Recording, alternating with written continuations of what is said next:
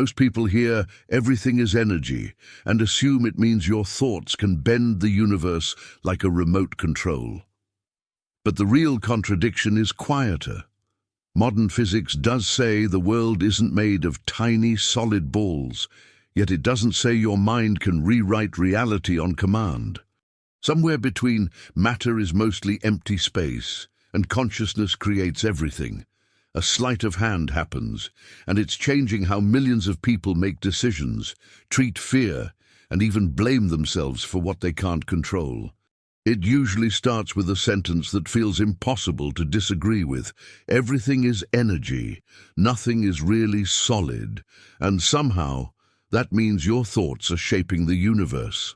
At first, it sounds empowering, even comforting. If reality is flexible, if matter is mostly empty space, then maybe your fears aren't as fixed as they feel.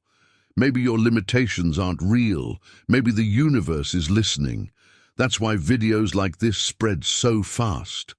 They take real scientific language, atoms, waves, observation, and wrap it around something much older, the human desire to believe we're not as vulnerable as we seem. That uncertainty itself is power. That awareness equals control. And here's the key reason it works. The claim isn't obviously false. It's almost true in the most dangerous way. Physics really did shatter the idea of a solid mechanical universe. Psychology really does show that attention changes outcomes. Expectation really does shape behavior. Even perception itself isn't neutral. So when someone says, your consciousness creates reality, it doesn't land like fantasy. It lands like a missing puzzle piece. But there's a subtle shift hiding inside the message. A shift from influence to authority, from interaction to responsibility, from your mind matters to what happens is on you. And once that shift happens, reality stops being complex and becomes moralized. Good outcomes mean you were aligned. Bad outcomes mean you weren't. That's not physics, that's a story. And stories like this don't just change how people think about the universe. They change how people deal with failure, illness, randomness, and guilt. Before we go any further, we need to separate what science actually says from what this narrative quietly adds on top of it, because the difference isn't academic, it's psychological, and it affects how people live. When physicists say matter isn't solid, they're not saying it's imaginary. They're saying solidity is an effect, not a substance. At the scale you live in, objects behave as if they're solid. Tables support weight. Walls stop your body. Gravity pulls consistently. None of that disappears just because we zoom in. But when you look closely, really closely, the picture changes. Atoms aren't tiny billiard balls packed together. They're mostly space, structured by forces. Electrons don't orbit like planets. They exist as probability distributions. What holds matter together isn't contact, but interaction. Electromagnetic repulsion, quantum rules, and fields that define what's allowed to happen. So when your hand presses against a wall, nothing touches in the everyday sense. What you feel is resistance, fields pushing back, constraints enforced by physics.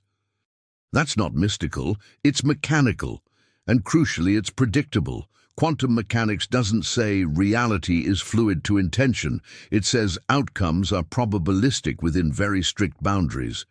Those probabilities are governed by equations that work with absurd precision, precise enough to build semiconductors, lasers, GPS satellites, and MRI machines. If consciousness were freely shaping reality at the fundamental level, none of that would work reliably.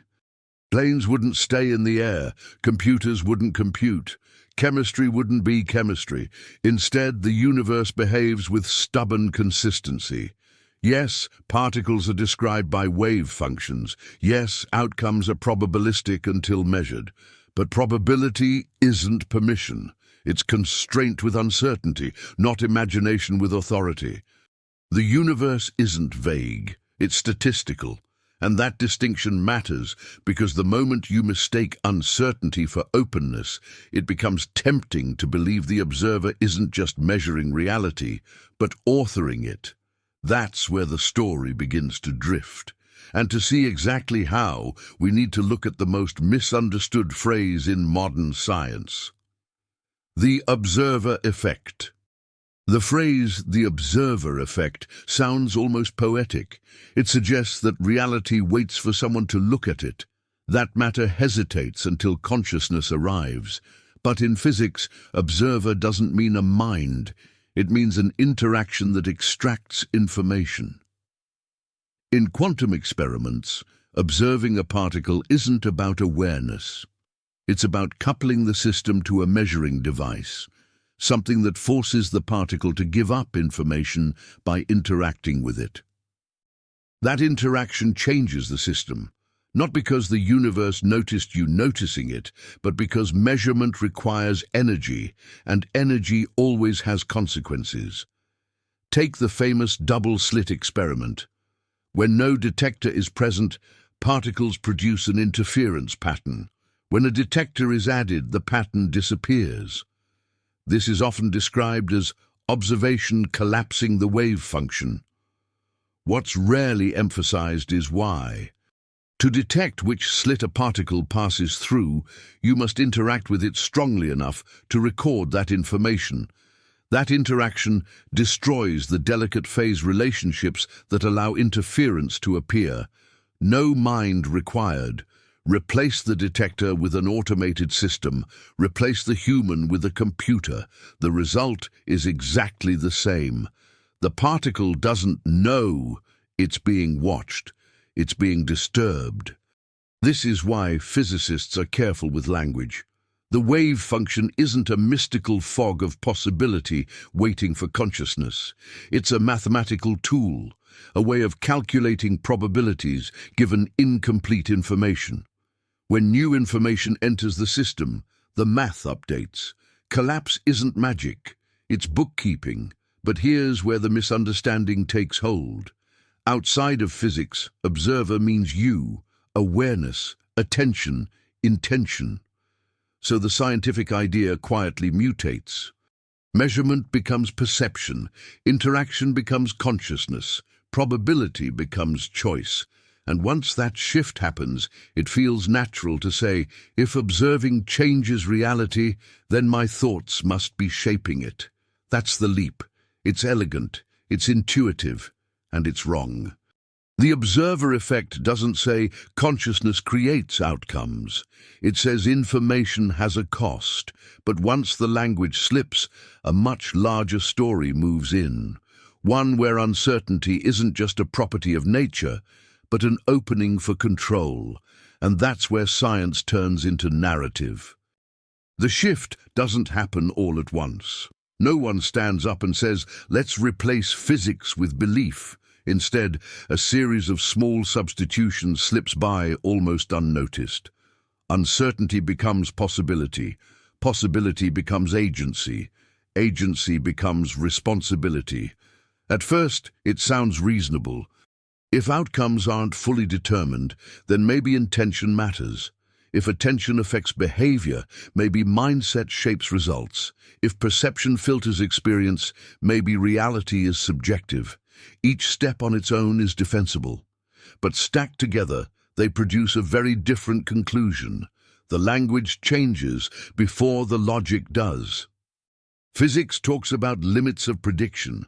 The story talks about power to choose outcomes. Science says we can't know everything at once. The narrative says reality waits for your focus. And quietly, the burden shifts. When success happens, it's framed as alignment. When failure happens, it's framed as misalignment. The universe stops being complex and starts being moral. This is the moment the idea becomes dangerous, not because it's mystical, but because it's totalizing. If consciousness creates reality, then every outcome reflects the quality of your inner state. Illness becomes a failure of mindset. Loss becomes a failure of vibration.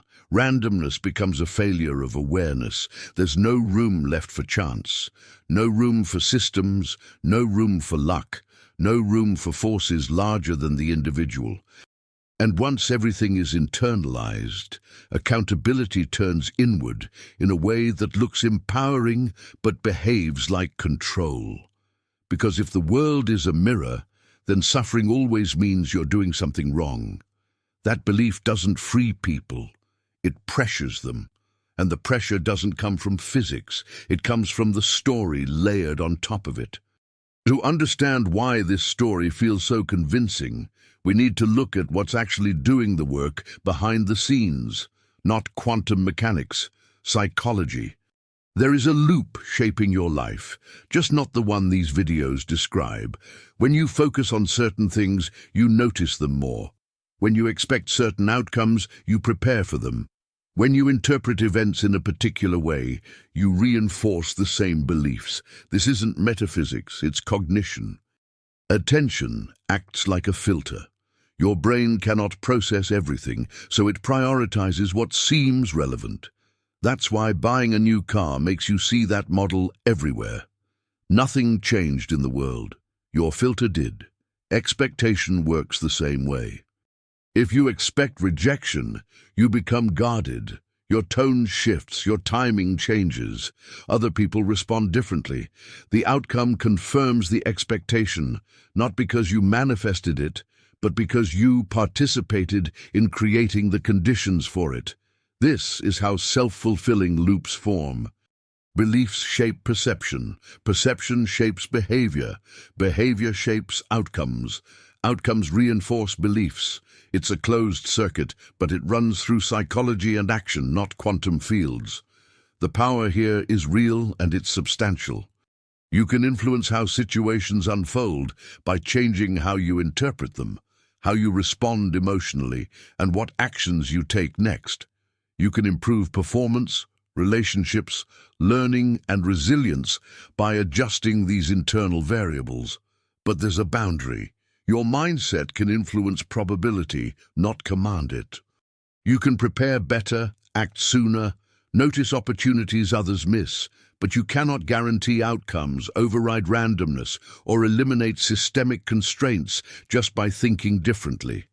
Confusing influence with control is where people get hurt, because when the loop breaks, and sometimes it does, they assume the failure is internal, not "this didn't work," but "I didn't work." That's the cost of overextending the idea. To see why that cost matters, we need to talk about what happens when responsibility turns absolute. When control becomes total, compassion shrinks. If every outcome is a reflection of inner state, then suffering stops being a shared human condition and starts being a personal defect. Someone gets sick? They must be holding the wrong beliefs. Someone loses everything? They must be vibrating at the wrong level. Someone fails despite effort. They didn't align hard enough. This way of thinking feels empowering from the inside, but from the outside, it quietly erodes empathy. It also creates a trap, because when bad things happen, and they will, you don't just experience pain, you experience guilt. You start scanning your thoughts, emotions, and intentions, looking for the internal mistake that caused the external event. Grief turns into self-policing. Anxiety turns into spiritual failure. Acceptance turns into resignation, disguised as wisdom. Even worse, this belief can discourage action. Why challenge unfair systems if reality is just a mirror? Why ask for help if the problem is your vibration? Why intervene when someone is suffering if they attracted it? What began as a message of empowerment becomes a reason to disengage from the world. And there's a psychological toll. People stuck in this framework often feel pressure to maintain constant positivity, suppress doubt, and reinterpret every negative emotion as dangerous. That doesn't create clarity. It creates tension. The mind becomes a surveillance system, monitoring itself for the wrong thoughts. That's not freedom. Real agency doesn't come from believing you control everything. It comes from knowing what you don't control and acting intelligently within that reality. To do that, you need a cleaner model, one that preserves agency without fantasy. A healthier model starts by drawing real boundaries. Not everything is yours to control, but not everything is outside your influence either. Think of reality in 3 layers. The first layer is control, your actions, your choices, your effort, your willingness to learn. You decide how you respond, what skills you build, where you place attention, and how you treat people. This layer is small, but it's solid. The second layer is influence, how others respond to you, opportunities you notice, probabilities you improve through preparation and consistency. You can't command these outcomes, but you can tilt them. This is where mindset, discipline, and perception actually matter. The third layer is acceptance, randomness, timing, biology, history, systems larger than any individual. This layer doesn't respond to belief, it responds to reality. The mistake isn't believing mindset matters. The mistake is collapsing all 3 layers into one. When everything becomes control, failure becomes personal. When influence is denied, people feel helpless. When acceptance is rejected, suffering multiplies. A grounded framework lets you say, I did what I could. I adjusted what I could influence, and I accept what wasn't mine to carry. That's not weakness, that's psychological stability. Ironically, people who think this way often achieve more, not because they believe harder, but because they waste less energy fighting reality. They act, they adapt, they recover. And instead of asking, what thought caused this, they ask, what's the next intelligent move? That question changes lives. Now, before we end, there's one thing left to offer. Not a belief, but a test. Something you can try without adopting any metaphysical story at all. This isn't about proving the universe listens to you. It's about proving you listen to yourself. For the next 24 hours, try one simple shift. Choose one situation you normally react to automatically. A conversation you avoid. A task you procrastinate. A thought pattern that repeats. Now change only one thing, your interpretation. Not the outcome you want, not the emotion you prefer, just the meaning you assign in real time. When the familiar discomfort appears, pause and label it differently. Instead of, this is a problem, call it, this is information. Instead of, this means I'm failing, call it, this is feedback. Then act once, deliberately, not dramatically. Send the message you delay. Start the task for 5 minutes. Ask the question instead of rehearsing it. Notice what actually changes. Not the universe, not fate, your behavior. By the end of the day, something subtle usually happens. The situation doesn't vanish, but it loosens.